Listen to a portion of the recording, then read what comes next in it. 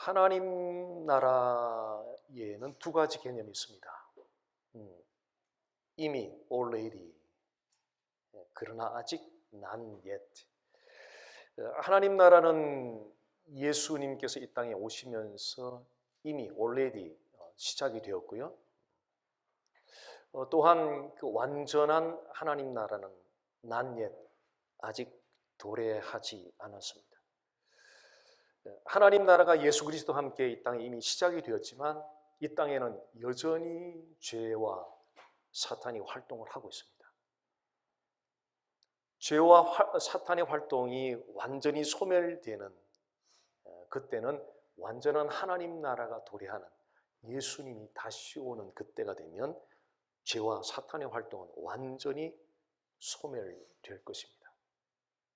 현재 우리는 예수 그리스도가 이 땅에 오심으로 already 이미 시작된 하나님 나라와 예수님께서 다시 오시면서 임하게 되는 완전한 하나님 나라 in between, 그 사이에 우리는 살아가고 있습니다.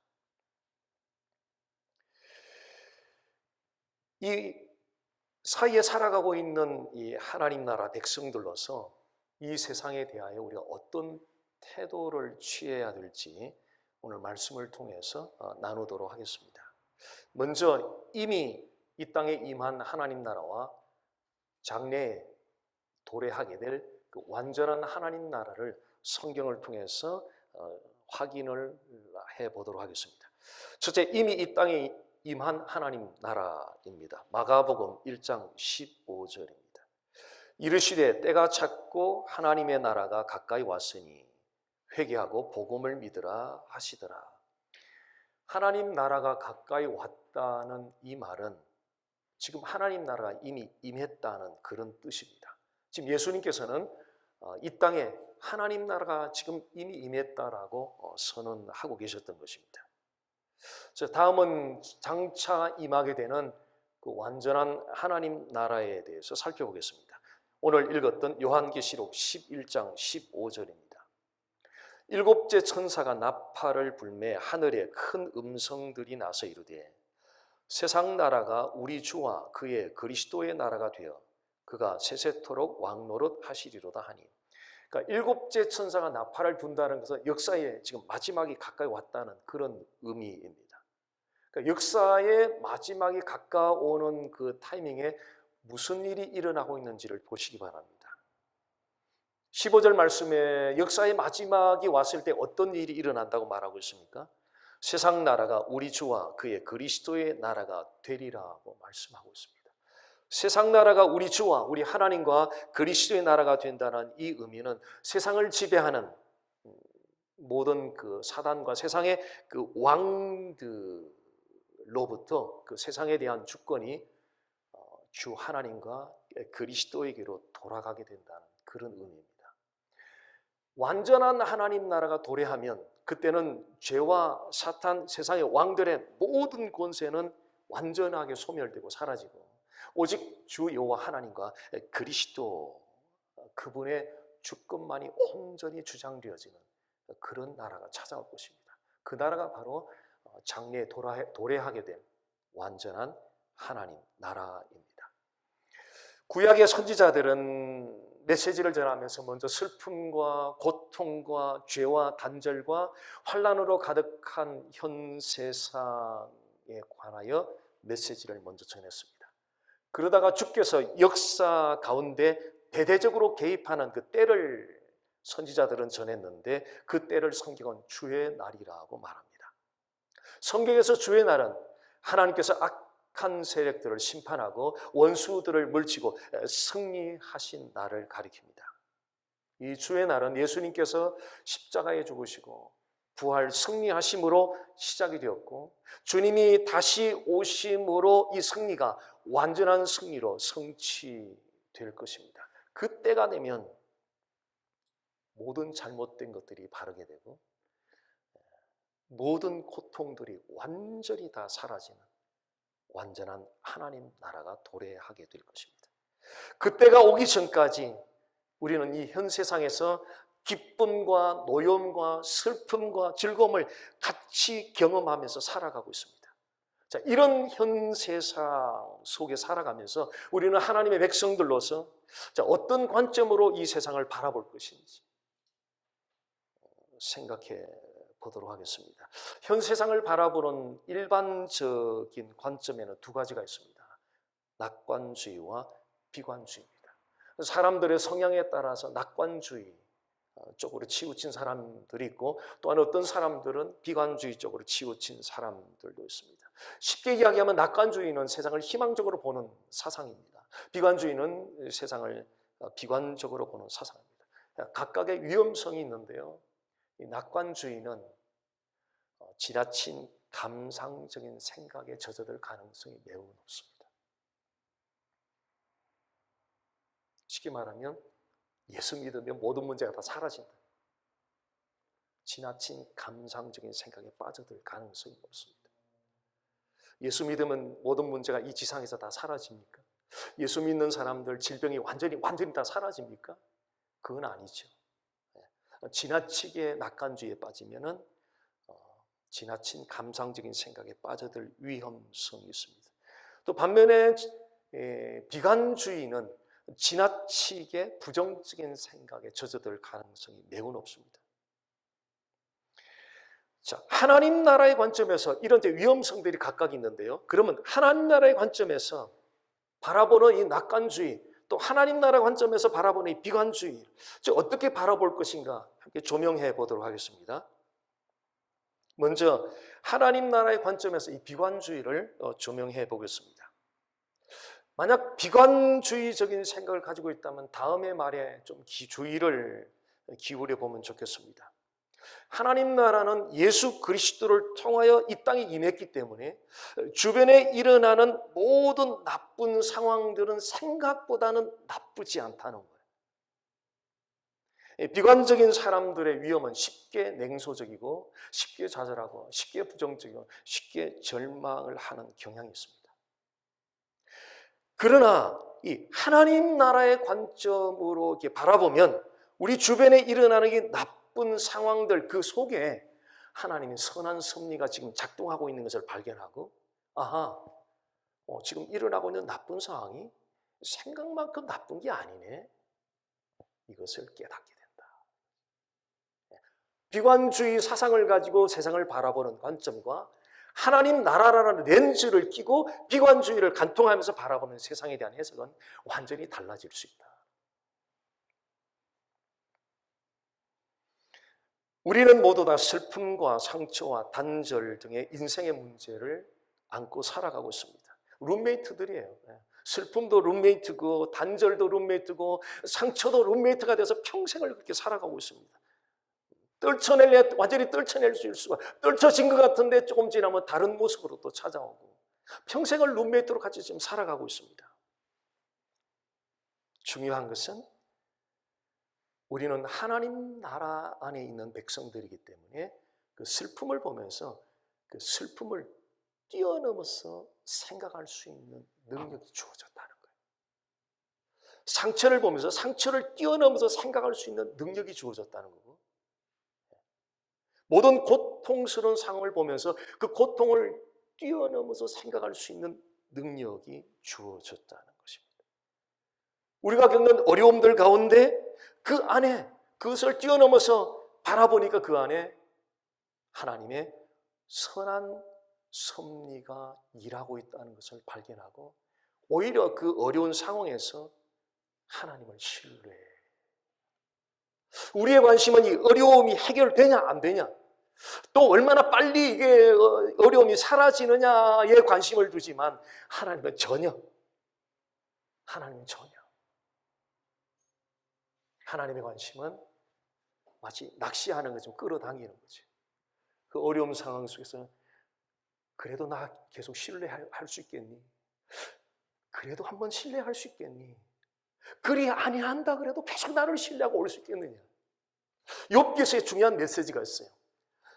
자녀 10명이 하루아침에 다 사라지고 부인마저 저주가 떠나고 본인은 심한 독창이 걸려서 살아갈 수 없는 그런 고통스러운 시간을 지내면서 성경이 우리에게 던지는 질문이 있어요. 자녀가 10명이 다 사라졌는데, 없어졌는데, 오늘날로 현대화로 욥기를 좀 바꾸어 본다면 이래도 예수 믿겠느냐, 이래도 예수 믿을래 하는 거지. 아니, 내 아들이 없어졌는데, 딸이 없었는데 예수 안 믿어요, 다니던 교회 안 다녀요 할 수 있잖아요. 왜? 그거 바라보고 갔으니까. 문제가 해결된다니까, 예수 믿으면 문제가 해결된다니까, 잘 된다니까, 뭐가 잘 된다니까 갔잖아요. 근데 잘 안 되니까 다닐 이유가 하나도 없는 거잖아요. 욥기서는 우리에게 그 메시지를 준다는 거죠. 이래도 예수 믿을래 하는 거죠. 하나님이 원하는 것은 정말 그래도 신뢰하게, 보고 싶은 것은 신뢰. 우리가 보고 싶은 것은 결과를 보고 싶고, 현상을 보고 싶고, 빨리 뭔가 해결되는 것을 보고 싶고, 속도를 내고 싶은데 하나님의 관심은 그게 아니더라고요. 하나님 자신을 신뢰하는 딱 그 마음 한 가지만 보고 싶다는 거예요. 마지막에 죽음을 지나면서 건질 것은 다 사라지고 다 사라지지만 하나님을 신뢰하는 그것만 딱 한 가지 건질 수 있는 것이라.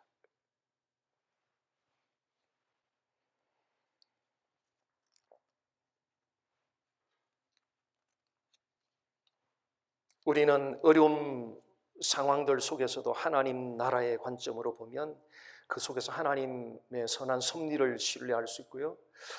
그 어려움 속에서 점점 이것 봐라. 내가 이 어려워 힘든데 하나님을 자꾸 더 신뢰하네. 놀라운 사실을 발견하는 거예요. 지금 표면적으로 힘들어 죽겠는데 내 마음 보니까 하나님을 더 신뢰하는 쪽으로 자꾸 가는 걸 보면서 아주 기대를 하는 거예요. 기대를 하는 거예요.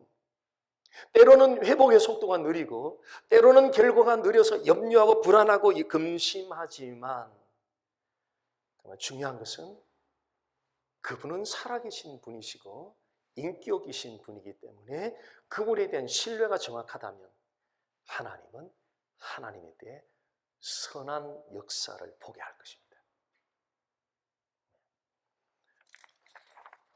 하나님 나라에서 정말 중요한 것은 지금 우리 주변에 뭐가 일어나고 있는가가 아니라 우리 인사이드에 지금 내면에 뭐가 일어나고 있는가가 하나님 나라 진짜 중요한 거라는 거예요.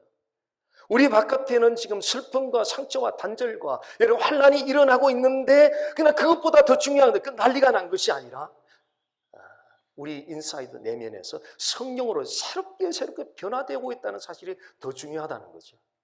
그래서 주변에 일어나고 있는 상황들을 보면 울고 싶은데 주변에 일어나고 있는 상황들을 원망하고 싶은데 그러나 우리 내면에서 일어나고 있는 그 현상을 보니 성령이 나를 점점 새롭게 하는 그 현상을 보니 기뻐하게 된다는 거죠.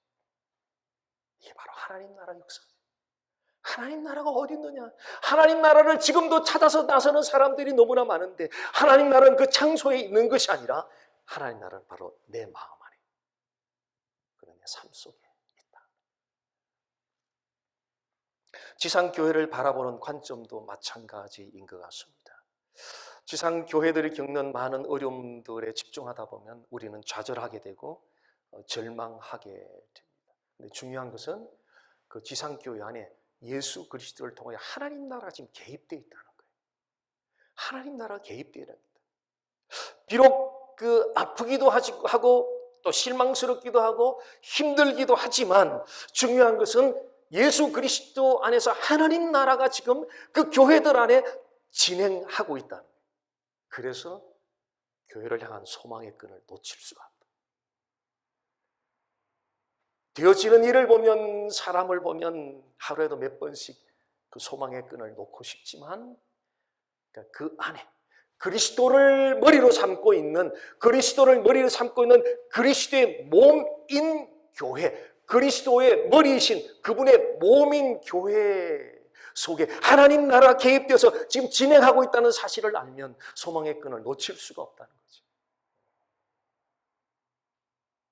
그래서 어려운 상황들을 지나면서 많은 교회들이 그래도 진리 자체를 갈망하기 시작했습니다.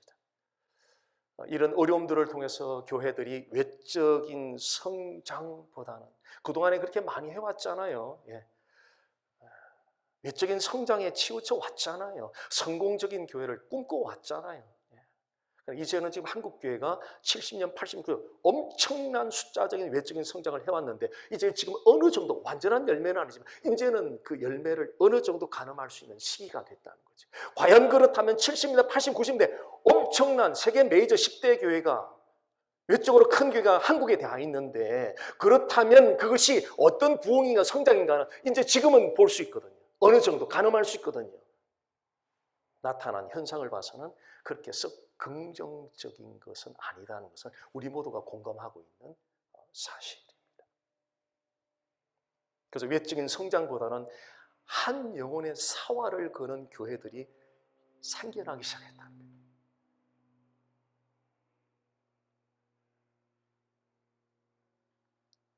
한동안 이 LA 오렌지 카운티 뭐 캘리포니아 이쪽에도 한 해 어느 교회는 예산이 얼마다 하는 거지 큰 이슈가 돼가지고 와우 그랬는데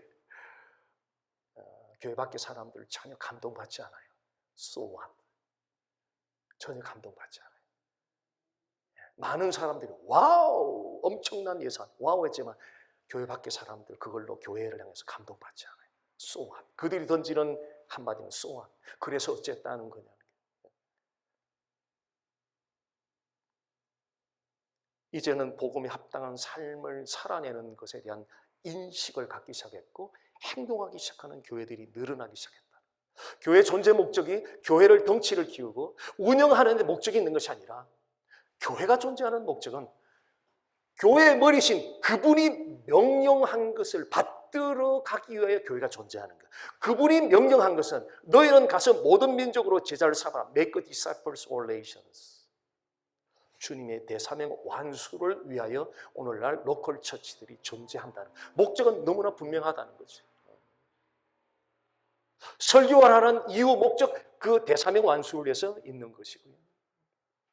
교회에 일어나는 모든 봉사들, 프로그램들, 행사들, 집회들 모든 목적은 한 방향을 가는데 그분이 보여주신 비주얼라에서 보여주신 그분의 비전 그것은 모든 민족으로 제자를 삼으라고 하는 이 대사명 완수를 위해서 교회들은 워킹 시켜나가고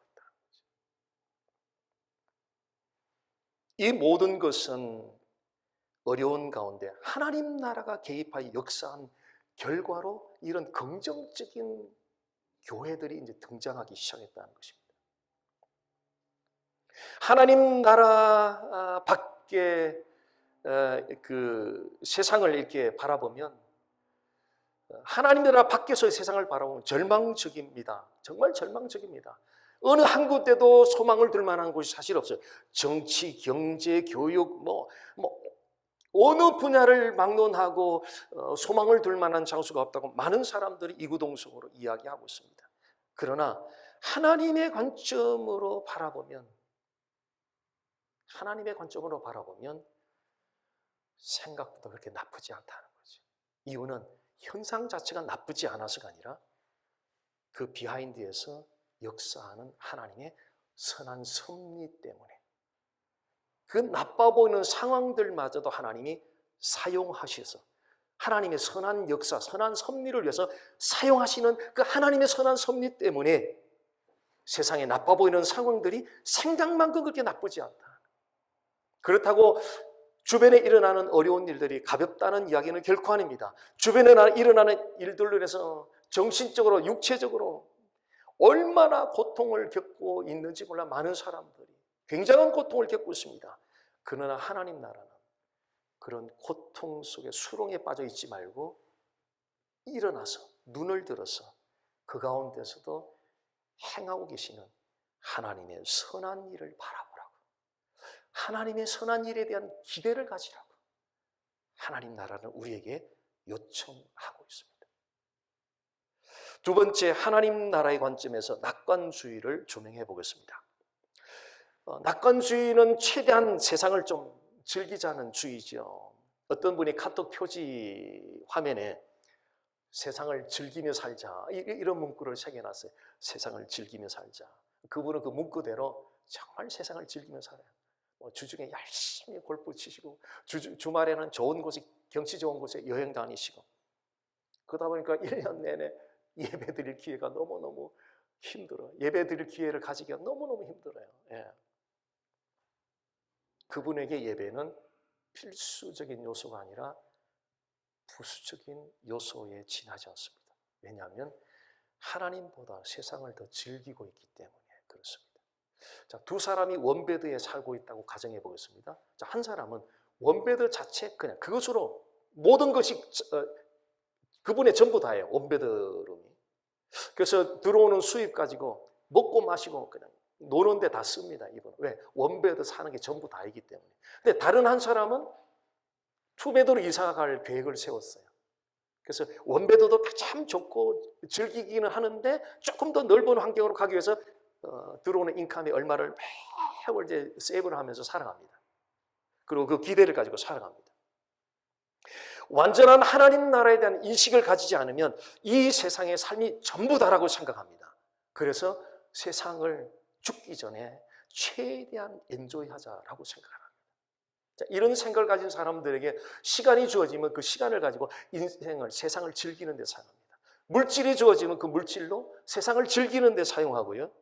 건강이 주어지면 건강으로 세상을 즐기는 데 사용을 하게 됩니다. 그러나 성경은 세상을 즐기고자 하는 사람들에게 워닝 메시지를 주고 있습니다. 요한일서 2장 15절입니다. 이 세상이나 세상에 있는 것들을 사랑하지 말라. 누구든지 세상을 사랑하면 아버지의 사랑이 그 안에 있지 아니하니. 이제 사도 요한은 지금 세상을 사랑하는 사람들에 대해서 경고를 하고 있는데요. 이유는 세상을 사랑하면 하나님 아버지의 사랑이 없대요. 다시 말하면 하나님 아버지에 대한 사랑이 점점 식어진다는 거예요. 그러니까 세상을 사랑하지 말라는 말을 달리 표현하면 세상을 투마치 즐기는 일을 하지 말아라, 그런 뜻이죠. 지금 사도 요한이 언급하고 있는 이 세상은 하나님이 창조했던 그 세상을 말하는 것이 아니라 죄로 말미암아 타락한, 그래 죄로 말미암아 타락하여 악한 세력의 통제를 받는 환경, 문화, 삶의 방식들, 이런 것들을 지칭해서 지금 세상이라고 지금 말하고 있습니다. 이런 세상을 즐기는 것은 마치 스낵을 먹는 것과 같습니다. 밥을 먹기 전에 스낵을 잔뜩 먹었다고 생각해 보십시오. 밥 먹을 때가 되면 어떤 현상이 나타납니까? 밥을 먹기가 싫어집니다. 왜냐하면 스낵으로 입맛을 충분히 즐겼고 배도 충분히 배부르기 때문에 더 이상 밥이 먹기가 싫어집니다. 밥에 대해서 흥미 자체가 없습니다. 죄로 말미암아 악한 세력의 통제를 받는 환경과 문화와 삶의 방식의 세상을 즐기는 것은 마치 밥 먹기 전에 스낵을 먹는 것과 같다. 우리가 진짜 먹고 즐겨야 될 것은 밥이에요. 밥. 우리 건강에도 좋죠. 우리가 진짜 하나님의 백성들이 취하고 먹고 즐겨야 할 대상은 하나님이세요. 하나님. 요한복음 6장에 보면 예수님이 그러잖아요.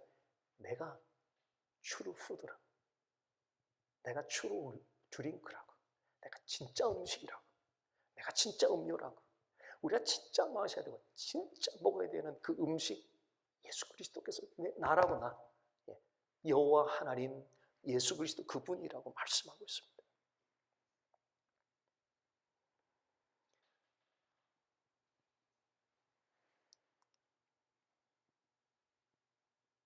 우리가 진짜 음식을 먹어야 되는데 진짜 음식을 먹지 않고 자꾸 세상이라는 스낵을 잔뜩 먹고 나면 하나님이 흥미가 없어요. 하나님이 흥미가 없어요. 영적인 흥미가 없어져요. 왜? 세상이라는 스낵이 들어와서 너무 달콤하게 만들어놨기 때문에 그 딱딱한 하나님의 음식이 흥미가 없어요. 우리는 죄로 물든 세상을 즐기라고 지음받지 않았습니다. 우리는 하나님을 영원토록 즐거워하라고 지음받은 존재들입니다. 만약 우리에게 시간이 지금 주어졌다면 그 시간이 왜 주어졌을까요? 그것은 하나님을 즐거워하는 데 쓰라고. 만약 우리에게 건강이 주어졌다면 그 건강이 왜 주어졌을까요? 단순히 장수하라고? 그거는 아닌 것 같아요. 우리의 건강이 주어졌다면 하나님을 즐거워하는 데 사용하라고. 우리에게 지금 물질이 주어졌다면 그 물질이 왜 우리에게 주어졌을까요? 그것은 하나님을 즐거워하는 데 사용하라고. 인생 최고의 즐거움은 돈에도 있지 않고요, 취미 생활에도 있지 않고요, 명예에도 있지 않고 권력에도 있지 않아요. 잠시 잠깐이에요. 지나가는 안개처럼 잠시 잠깐이에요. 우리 최고의 즐거움이 될 수가 없어요. 하나님이 지으신 우리 영혼을 터치해주는 그 기쁨, 영혼의 기쁨, 그 최고의 기쁨인데 그 최고의 기쁨을 가져다 주는 분은 바로 여호와 하나님이시다. 여호와 하나님이시다. 주님이 다시 오심으로 완전한 하나님 나라가 이 땅에 임합니다. 찾아오면 어떤 방해 세력도 존재하지 않는 완전한 상태에서 그 하나님을 영원토록 즐거워하게 될 것입니다. 따라서 이 땅에서 우리가 누리고 즐기는 것이 아무리 좋아도, 원베드가 아무리 좋아도, 투베드에 대한 계획을 이미 세워놨어요. 원베드가 아무리 좋아도 투베드만 못해요. 이 세상에 우리 즐기는 것들이 아무리 좋아도 완전한 하나님 나라가 임하여서 그 완전한 하나님 나라에서 누리게 되는 그 은총들에 비하면 훨씬 못한 것이라는 거죠. 훨씬 못한 것이라는 거죠. 현재 우리에게 최고의 상황은 찾아오지 않았습니다. 최고의 상황은 예수님이 재림과 함께 하나님 나라, 완전한 하나님 나라가 돌아올 때 최고의 상황은 찾아오게 될 것입니다. 왜 현재 우리가 살아가는 이 세상이 최고의 상황이 아닌지 아십니까? 그 이유는 이 세상에서는 문제가 완전히 사라지는 세상이 아니에요. 이 세상에서는 문제가 계속 남아있고 질병이 계속 남아있고 고난이 계속 남아있어요. 저는 한때는 액티브한 캔서 페이션트 한 10명이 교회 안에 계셔가지고 뭐 출퇴근을 그냥 그 암센터 병원으로 늘 했던 적이 있었어요. 액티브 페이션만 10명이고 인액티브는 또 더 있고 그랬던 적이 있는데 그 중에는 기적적으로 치료받은 분들도 계세요. 근데 치료받았는데 때가 되니까 돌아가시더라는 거예요. 또 재발되는 분들도 있었고, 그래서 이 세상에서는 이 질병의 문제 또는 고난의 문제들이 완전히 사라지는 것이 아니라는 거예요. 그러나 완전한 하나님 나라가 도래하면 모든 문제가 깨끗하게 완전히 사라져요. 모든 고통이 완전히 사라져요. 모든 질병이 완전히 사라져요.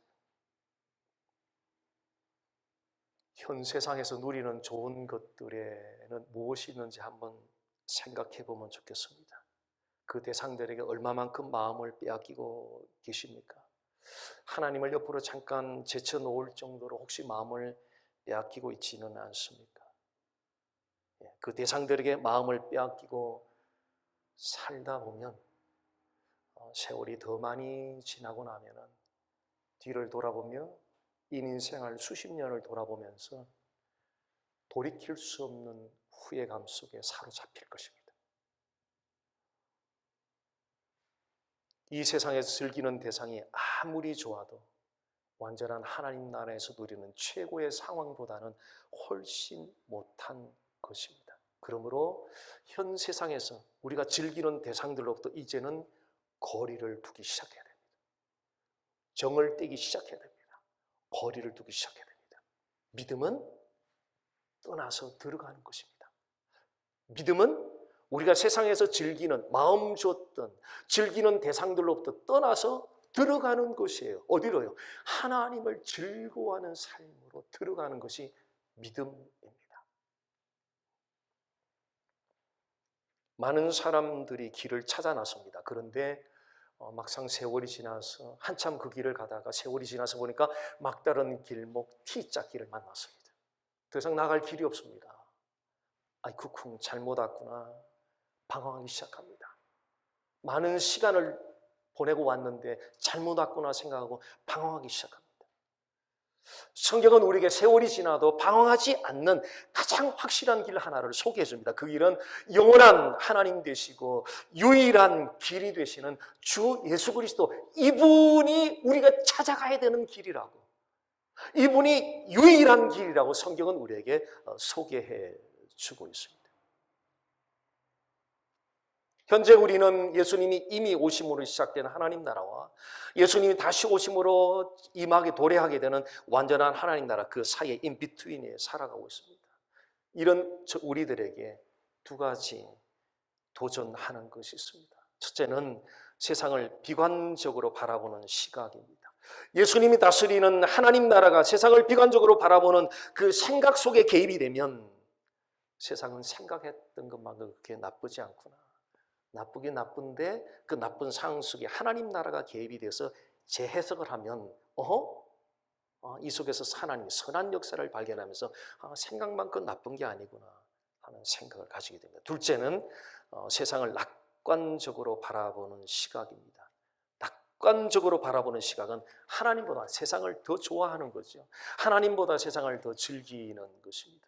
그러나 현 세상에서 누리는 그 좋은 것들은 아무리 좋아도 완전한 하나님 나라에서 누리게 되는 그 하나님 나라의 최고의 상황에 비하면 훨씬 못한 것들입니다. 다시 말하면 우리가 지금 이 땅에서 누리는 즐기는 대상들은 우리의 신뢰의 대상이 아니라는 거예요. 소망을 둬야 될 대상들이 아니라는 거예요. 우리가 최고의 상황이 아니기 때문에 거기에 소망을 둬서도 안 되고 거기에 마음을 빼앗겨서도 안 되고 거기에 우리가 집중해서도 안 된다 하는 것입니다. 예수님이 다스리는 하나님 나라의 관점에서 현 세상을 바라보므로 비관적인 현실 속에 선하게 작업하고 계시는 그 하나님을 신뢰할 수 있으면 좋겠습니다. 그 어떤 죄나 악한 세력이 전혀 존재하지 않는 완전한 하나님 나라의 관점에서 세상을 바라보므로 이 세상에서 즐기는 그 어떤 대상들보다 우리 하나님, 우리 구주 하나님, 그 하나님을 더욱더 즐거워하고 더욱더 갈망하는 그런 삶이 되었으면 참 좋겠습니다.